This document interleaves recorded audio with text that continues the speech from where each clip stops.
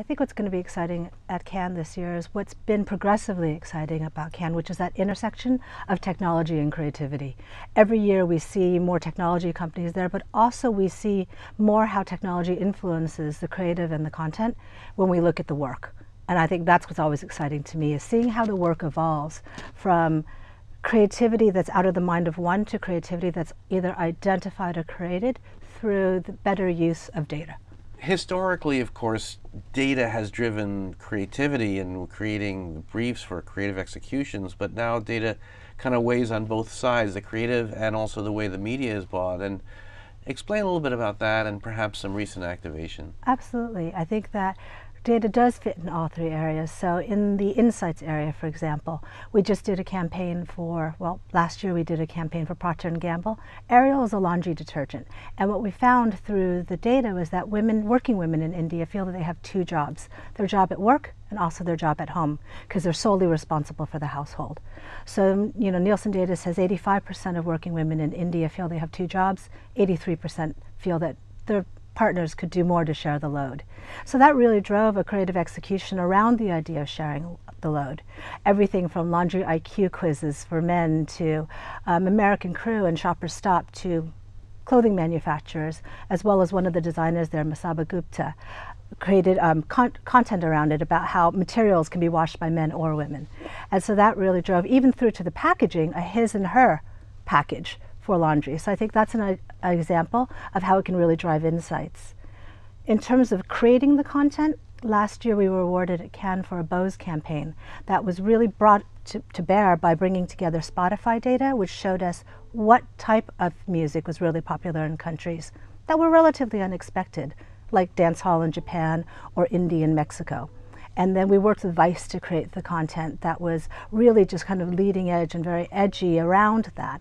And that's an area where the content was created solely through the intersection of data and fit perfectly with the Bose brand, because their brand is about better sound through research.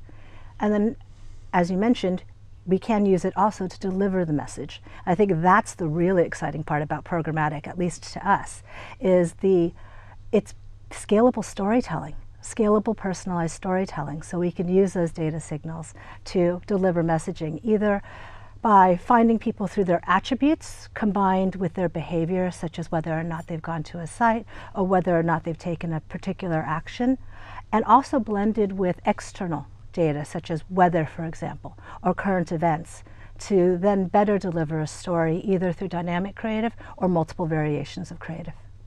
So how does the mix we also hear a lot about earned versus paid, and in the social graph there's a lot of sharing. How do you either see the campaign, or how important is social, and how does social and sort of the kind of the free media balance, if you will? And I'm sure there's no magic sauce or one size fits all, but how do you see that balance? We see that balance is very much, earned is the right word for it. We have to earn a place in the conversation, earn a space in that person's life, and make it valuable for them to share. So that takes many different aspects. It doesn't always have to be about entertainment. Sometimes it's about being useful or utilitarian. But really it is very much about, you have to deserve that place to be shared.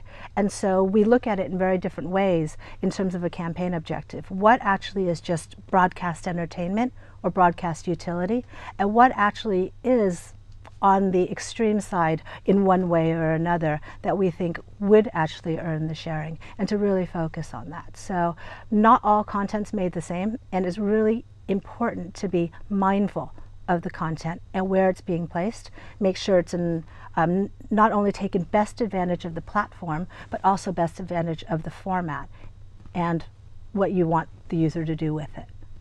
And viewability is important, isn't it? Absolutely. What does viewability mean? There's so many different flavors. We know Group M's point of view pretty much, but is viewability where you want it, or where should it go, or? Viewability is, viewability means that it meets a viewability standard. And as you mentioned, Group M is leading the way in pushing a very high viewability standard, because we believe that every piece of content deserves a genuine opportunity to see. And you can only genuinely have an opportunity to be seen if you are in view. And so we do continue to drive that. The standards vary from country to country, and we're always going to be continuing to push that. It's really important that you start with verification and to ensure that, number one, it meets a viewability standard, number two, that it is also fraud-free.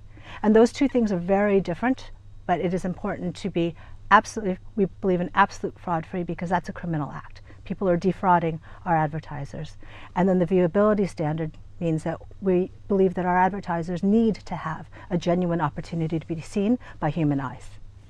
Great. And finally, what's going to be the next hot thing in digital media or in Cannes? I don't know. I mean, I'm not sure what you're jazzed about or what you're expecting, or perhaps we have to see, but what's exciting to you now going into Cannes? Well, if you look at CES, Mobile World Congress, and Festival of Media, I think I can only make the assumption that VR is going to be hot because it was super hot at CES and Mobile World Congress. So I'm sure there'll be a lot of talk about that.